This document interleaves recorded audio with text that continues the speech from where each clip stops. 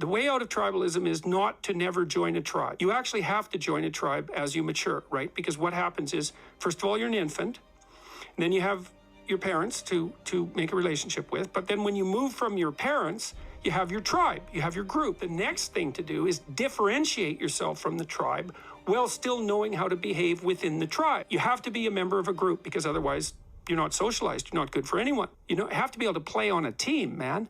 You have to have team loyalty, but that isn't where you should stop. You should take the next step and become a fully developed individual. Develop yourself past your group identity so that you can reconfigure the game when that becomes necessary. There's a hole in our culture where there should be a discussion about maturity, truth, and responsibility. What should you do with your life? Take care of yourself, but take care of yourself in a way that also means that simultaneously you're taking care of your family, and also means that simultaneously you're taking care of the broader community. Your success breeds success. Because if you're going to establish an aim, why not establish like a really good aim? That's a good one. It's good for you, it's good for everyone else. That'll give your life some meaning. That isn't where you're going to find the meaning that keeps you sustained through the storms of life.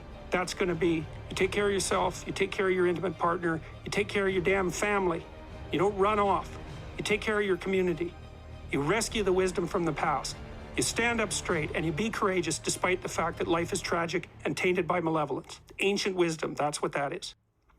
Those who have swords and know how to use them, but keep them sheathed, will inherit the world. You should be a monster. Because everyone says, well, you should be harmless, virtuous. You shouldn't do anyone any harm. You should sheath your competitive instinct. You shouldn't try to win.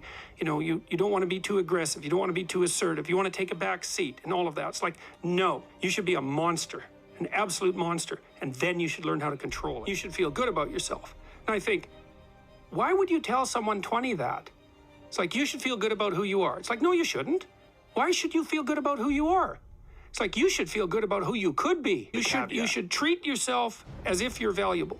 You should concentrate on who you should become, especially if you're young. It's more like you should understand how much potential there is within you to set that straight. And then you should do everything you can to manifest that in the world, and it will set it straight. But there's more to you than you think.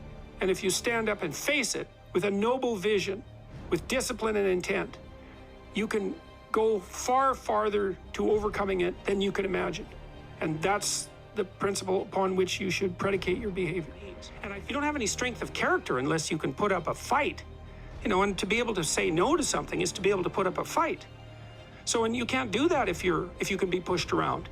You'll just get argued into submission, or you'll feel guilty because you're causing conflict or something like that. And so you want to lay your life out so that it's providing you what you need to not be bitter and to work for your best interests and for the interests of everyone else.